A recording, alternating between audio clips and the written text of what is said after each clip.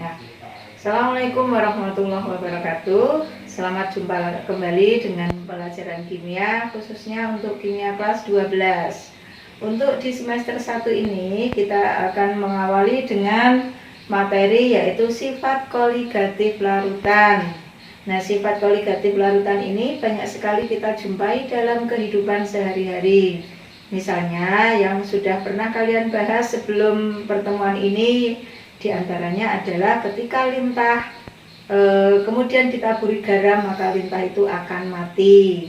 Ada lagi yaitu untuk mencairkan es di daerah Eropa atau di negara Eropa ya, di sana itu ada musim salju. Nah, untuk mencairkan es biasanya ditaburi dengan garam. Bisa juga untuk ketika kalian misalnya merebus mie, itu kenapa kok mie-nya tidak dimasukkan di awal tetapi setelah air mendidih, itu juga berkaitan dengan sifat koligatif larutan.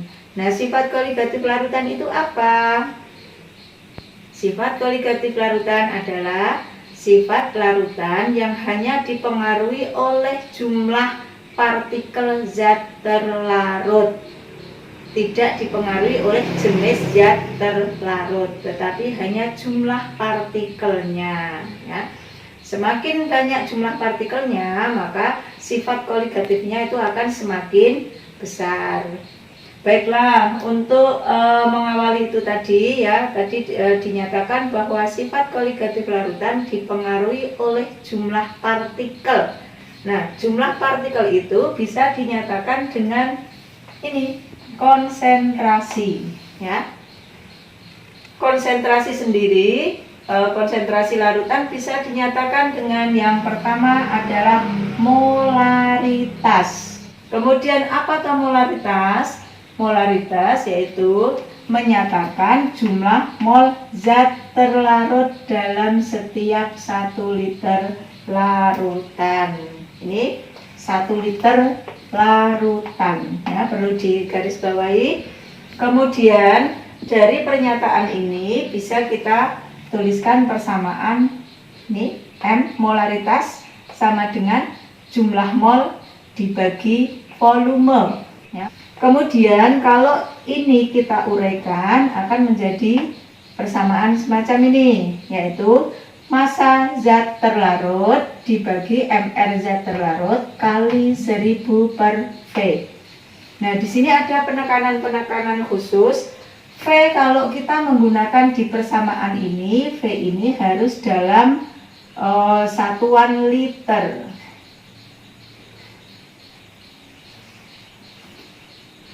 Dalam liter. Kemudian kalau V yang ada di sini harus dalam ya, volume dalam satuan mililiter, itu bedanya ya. Jadi di sini massa zat terlarut dibagi mR zat terlarut ini adalah uren dari mol, kemudian 1000 per V ini adalah uren dari volume yang semula dalam satuan liter berubah menjadi volume dalam satuan mililiter. Paham ya anak-anak semuanya? Yang Ibu sampaikan ini tentang molaritas. Kemudian untuk selanjutnya ke contoh soal. Ya, contoh soal. Sebanyak 3,6 gram glukosa atau C6H12O6 dilarutkan dalam 500 ml air.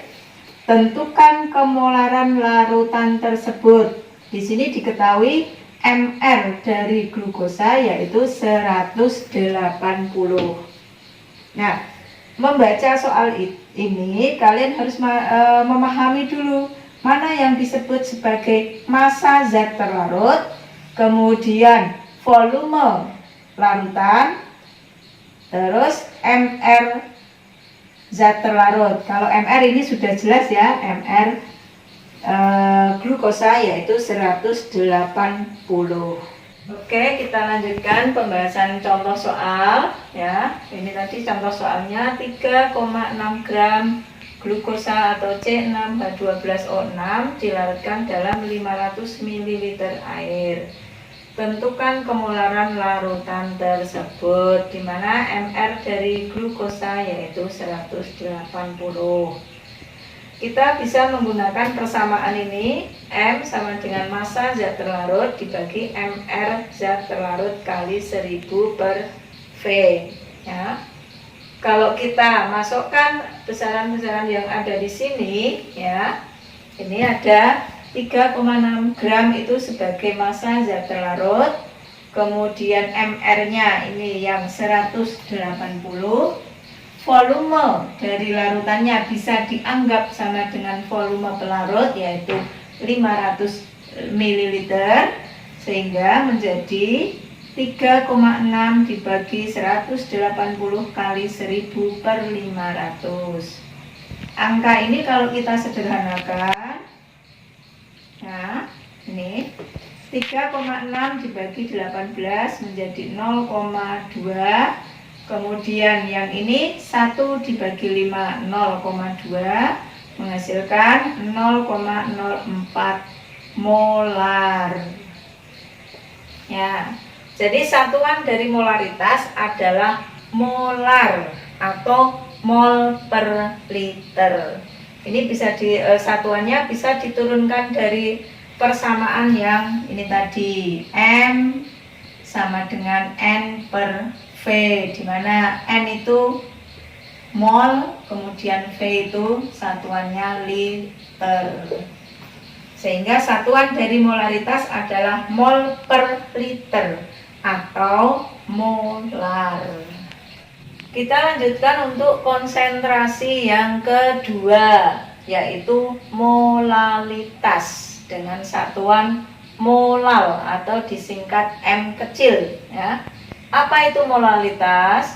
Molalitas yaitu menyatakan banyaknya mol zat terlarut dalam 1000 gram pelarut. Ya, di sini penekanannya 1000 gram pelarut atau bisa 1 kg pelarut.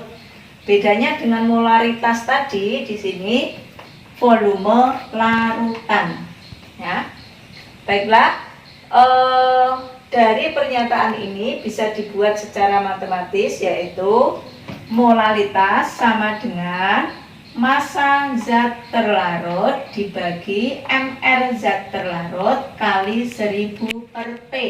Nah, P di sini adalah massa pelarut dalam satuan gram. Ya. Nah, contoh soalnya berikut ini. Berapakah molalitas larutan yang dibuat dengan melarutkan 0,6 gram urea memiliki rumus molekul CONH2 2 kali dalam 100 gram air? Diketahui MR urea yaitu 60 gram per mol. Sesuai dengan persamaan tadi, untuk menyelesaikan soal ini, yaitu molalitas sama dengan massa zat terlarut dibagi MR zat terlarut kali 1000 per massa pelarut. Mana ini zat terlarutnya? Zat terlarutnya yaitu urea sebanyak 0,6 gram. Kemudian MR zat larutnya, ini MR zat larut 60. Kemudian kali 1000, 1000-nya ini adalah suatu tetapan, bukan tetapan ya, tetapi angka yang tetap.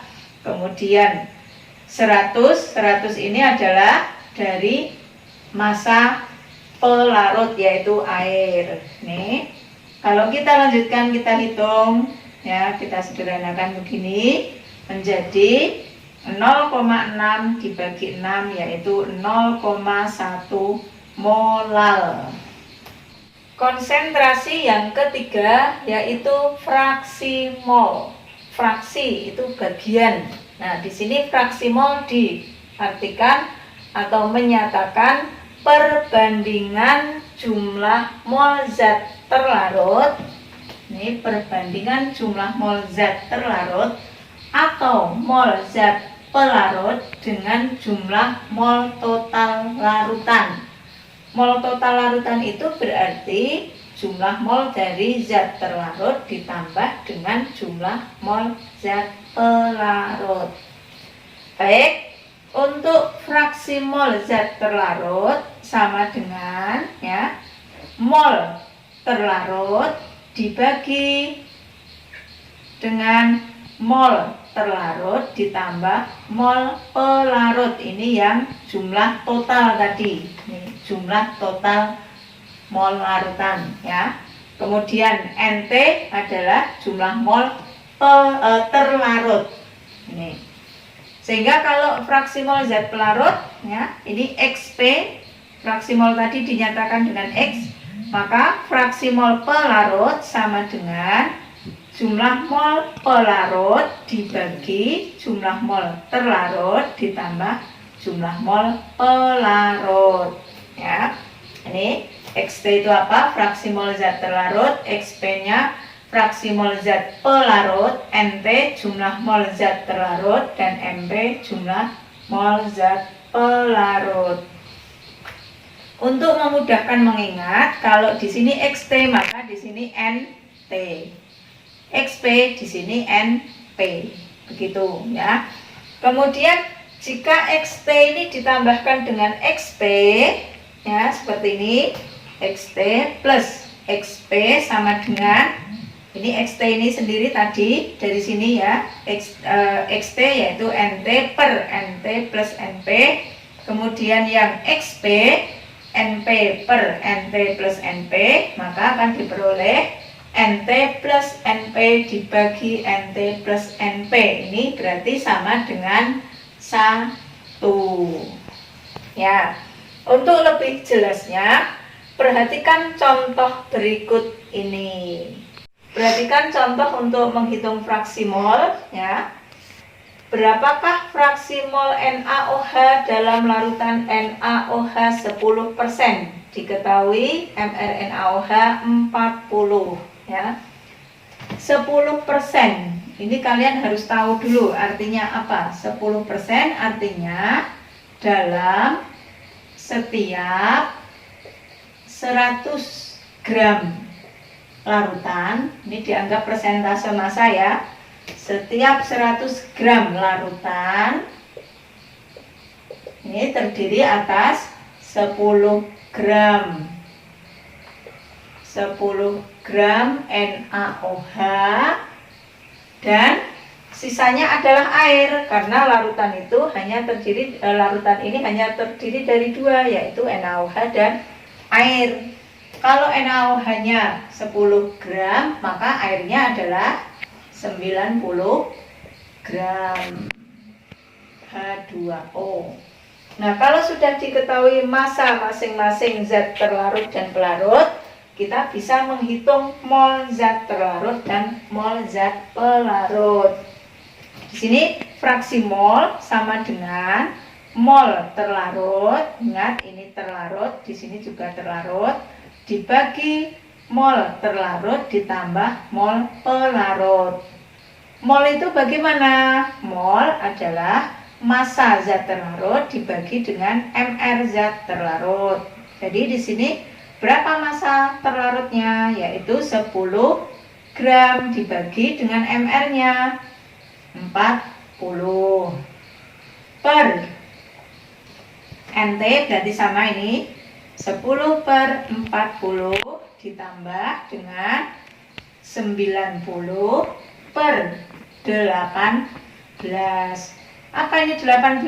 Yaitu mR dari air. Bu yakin kalian semua sudah tahu mR air 18. Kemudian kita lanjutkan menghitung persamaannya. 10 dibagi 40 itu 0,25. Kemudian dibagi dengan ini 0,25 karena sama ya ini dengan ini. Plus 90 dibagi 18 itu adalah 5. Sama dengan 0,25 per 5,25. Nah, ini kalau kita hitung dengan angka pembulatan akan menghasilkan angka 0,05. Satuannya apa? Untuk fraksi mol itu tidak memiliki satuan. Karena kalau diperhatikan dari persamaannya ya, ini satuannya mol, NT plus NP itu juga mol. Sehingga mol dibagi mol maka tidak ada. Atau 1. Sehingga untuk fraksi mol tidak memiliki satuan. Jelas ya? Untuk menentukan fraksi mol, kalau ditanyakan fraksi mol pelarut bagaimana? Berarti dengan cara yang sama seperti ini diganti XP sama dengan NP dibagi NT plus NP. Atau dengan mudah tadi ada persamaan yang XT ditambah XP sama dengan 1. Maka bisa saja langsung nanti 1 dikurangi XT itu ketemu XP. Ya, baiklah. Ini adalah 3 konsentrasi atau besaran yang menyatakan jumlah partikel yang nanti akan digunakan untuk menghitung pada sifat koligatif larutan. Nah, sifat koligatif larutan sendiri ada bermacam-macam, yaitu ada 4. Yang pertama adalah kenaikan titik didih, yang kedua penurunan titik beku, yang ketiga adalah penurunan tekanan uap, dan yang terakhir nanti tekanan osmosis. Nanti akan kita bahas satu persatu dari masing-masing sifat koligatif larutan. Ibu kira cukup itu ya untuk pertemuan kali ini. Kalau ada yang belum jelas nanti bisa disampaikan di komen di bawah ini ya.